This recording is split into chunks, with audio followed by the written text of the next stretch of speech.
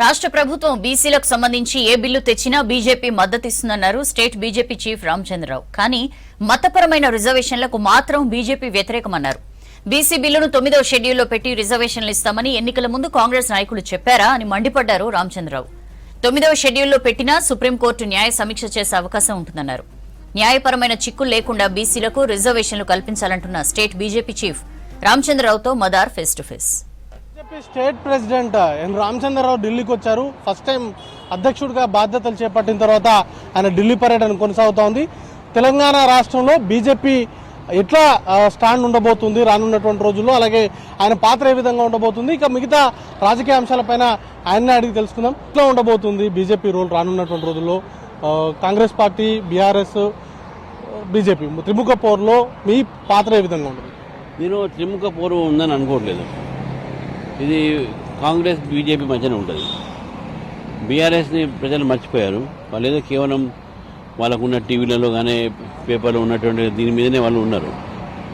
Bharatiya Janata party ఒక రాజకీయ ప్రత్యామ్నాయం. డెఫినెట్గా భారతీయ జనతా పార్టీని ప్రజలు ఆదరించేటటువంటి మనకు వాతావరణం ఉన్నది.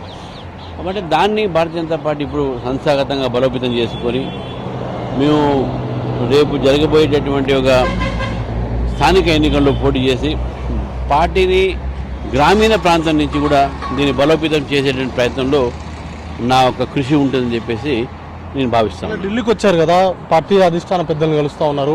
వాళ్ళ దగ్గర నుంచి సహకారం ఎట్లా ఉండబోతుంది?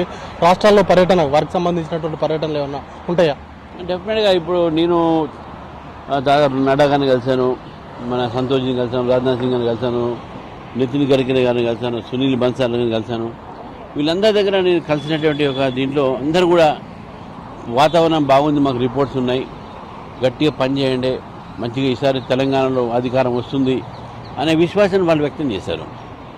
రెండోది, మనము ఈరోజు ఉన్నటువంటి ఒక పరిస్థితిలో భారతీయ జనతా పార్టీ దేశవ్యాప్తంగా కూడా మోదీ గారి నాయకత్వంలో అనేక పథకాల ద్వారా సామాన్యుడు ఈరోజు బీజేపీ చూస్తూ ఉన్నారు. మోదీ గారి ప్రభుత్వం మీద అవినీతి రహితమైన ప్రభుత్వం, అభివృద్ధి మార్గంలో పోతున్న ప్రభుత్వం, దేశాన్ని 4వ స్థానంలో తీసుకుపోయినటువంటి ఒక ప్రభుత్వం. కాబట్టి వికసిత భారత్ వైపు పోతున్నటువంటి తరుణంలో ఒక డబుల్ ఇంజిన్ సర్కారు కూడా తెలంగాణ రావాలి అనేటటువంటి ఒక ఆలోచన తెలంగాణ ప్రజలకు ఉన్నది.